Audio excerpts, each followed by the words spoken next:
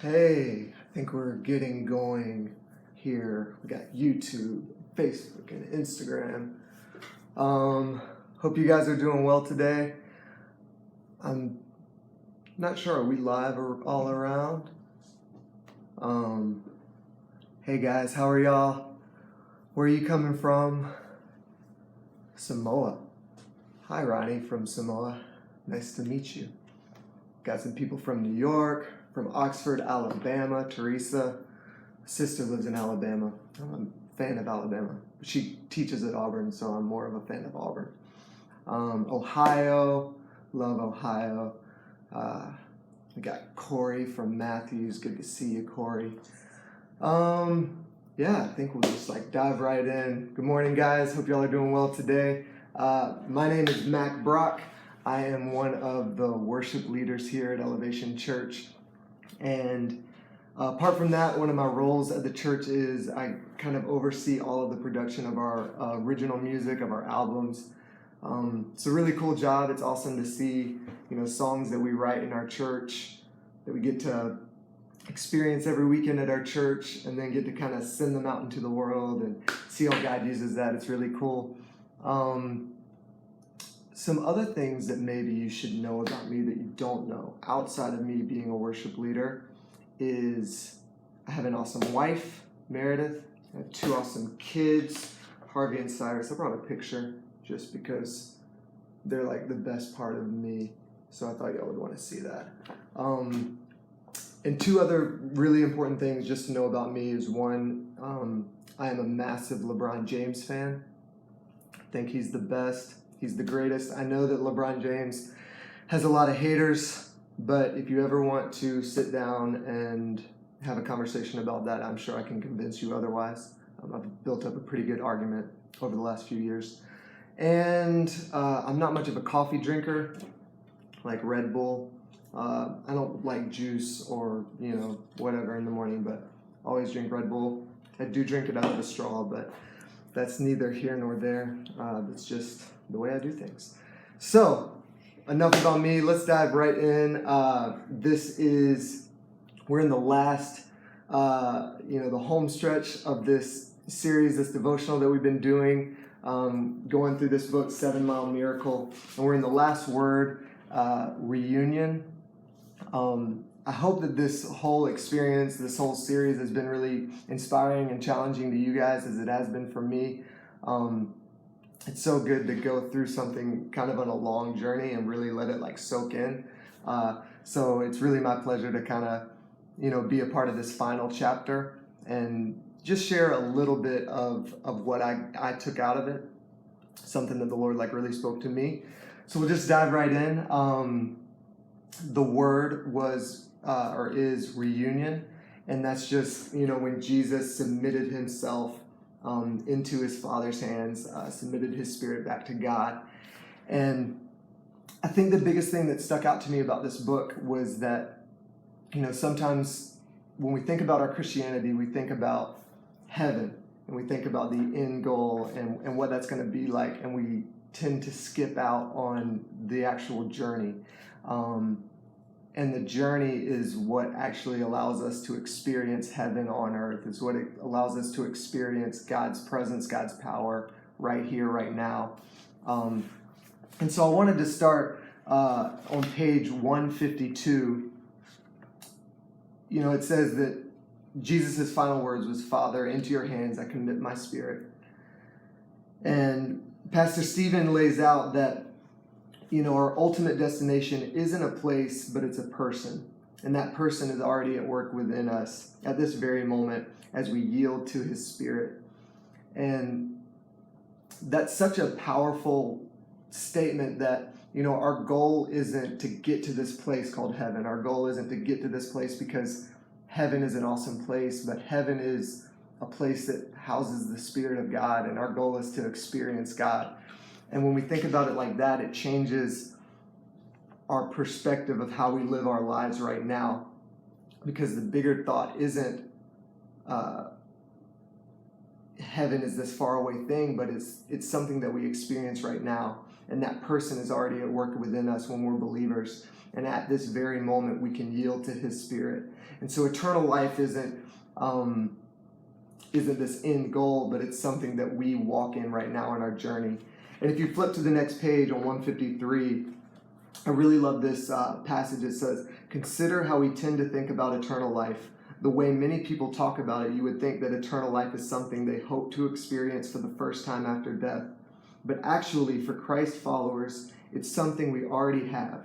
In fact, you could say that eternal life is another way of referring to the whole spiritual journey." And so when we shift our perspective about that, when we think about our spiritual life as not an end goal, not a finish line, but a journey that we're on right now, how does that change the way that we live? And so that's where I want to kind of spend our morning. And in order to do that, I wanted to go back a couple of pages to kind of the setup of the chapter where we set up this word reunion. A few things that Pastor Stephen brought up that just really, it was really an inspiring way to look at things. On 148, it says, "Finally, Jesus called out with a loud voice, 'Father, into your hands I commit my spirit.' And when he said this, he breathed his last." And Pastor Stephen notes that the first thing we learn is that Jesus' life was not taken from him, but it's something that he gave up voluntarily. And then on the next page, it says that the second thing that we learn about Jesus' death from his seventh and last word on the cross is that he trusted the Father. That's the key, is that he trusted the Father. Despite the temporary sense of abandonment he felt during the hours of darkness, he knew that his Father loved him and would receive his Spirit upon his death. Jesus remained faithful to the very end. And that seems like such a simple thought. It seems like something that you would say kind of like, well, duh, yeah, he trusted his Father. But to be reminded of that in that moment when he's on the cross, when he's submitting himself for the world, I think that that's just such a profound thing to come back to that simple realization that Jesus was able to do that because he trusted his dad. He trusted God.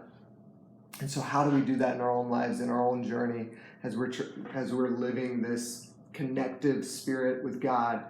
How do we live in that trust?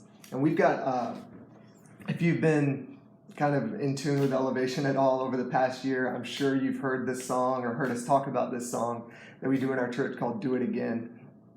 And this song it's a faith-building song. It's a song that just kind of proclaims faith in the moment over our lives. And it's one of my favorite songs to lead, one of my favorite songs to sing. And the bridge of this song says, "I've seen you moved the mountains, and I believe I'll see you do it again. You made a way where there was no way, and I believe I'll see you do it again." And that concept is such a huge thing to rally behind. The best way that we can build our faith, build our trust that God is working in our lives, is to look back and to see what he's already done. And if you're a believer, then you have a moment, a guaranteed moment where you can look back and see where God intervened in your life. You can see that moment that God called you to him, that moment that he stepped in. So whatever season you're in right now, whether it's a dry season, whether it's a season of drought, a season of discouragement, a season where you're feeling abandoned, you can always look back and say, like, there was a moment that God moved in my life. There was a moment that God stepped in. And you can trust and know that if you're here right now, he's not done with you. If you're here right now, you can trust that he's still moving in your life. One of the ways that my family, we've done kind of set up a system to where we can always be able to look back and see what God has done is Pastor Stephen, a few years ago, he started challenging our church heading into every new year. We'd be in like a series where we're bringing our offerings for the end of the year. And he challenged us to come up with a word to rally behind for the next year. And so, at the end of 2014, me and my wife were praying through, well, what do we want 2015 to be about? And the word that we came up with was multiplication. And my wife was pregnant with our daughter. We were trying to sell our house. We were in a very big season of transition, and multiplication was kind of the word that we decided, all right, we're going to rally our prayers around this, our faith around this. And throughout the year, that was just a word that we constantly kept coming back to in our prayer life. And it wasn't until the end of the year, going into 2016, that we were able to look back and see, wow, like God, in every single area that we had throughout this year, that we were praying specific prayers, God showed up and moved. And it gave us just a very tangible way to look back at God's faithfulness. Same thing for 2016, our word was clarity. We had some just things, questions, a season where we were trying to figure out, some big picture things in our lives, and we were praying that God would give us clarity on certain things that we were walking through. And sometimes when you're in the moment, it doesn't feel like those things are being answered. It feels like you're alone. It feels like things are foggy. But again, looking back, going into this new year, 2017, we were able to look back and see each step of the way how God kind of revealed himself to us, how he made things clearer for us. And so now, in this year, 2017, when we're kind of walking in another season of asking a lot of questions, or another season of trying to make sure, are we, aligned with what God is doing, even if we feel like things are foggy, or if we feel like things are confusing or dark or whatever it might be, I can look back over the last 2 years and see specifically how God has moved in our lives, see specific word, a specific prayer, and that helps me right now in this moment to at least have faith that God is going to do it again. That's a really simple, tangible thing that you can rally behind. I know that it's been a big deal for us. It's been a big deal for my family. And so I hope that in some way encourages you that, our life, again, isn't about the finish line. It's not about the end goal of heaven. It's about walking the journey now. It's about knowing that we have the power of Jesus in us right now.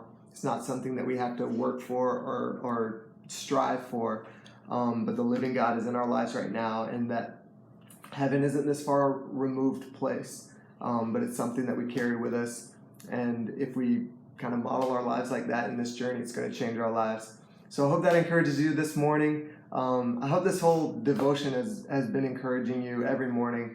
Tomorrow, sadly, is the last day, but on a positive note, you got Chris Brown coming in, share something from his heart. I know it's going to be strong, it's going to be powerful. And then we're going to head into Easter. We got Good Friday worship experiences at a lot of our locations. Then we have Easter all weekend long. It's going to be awesome. Be blessed, guys, and we'll see you next time.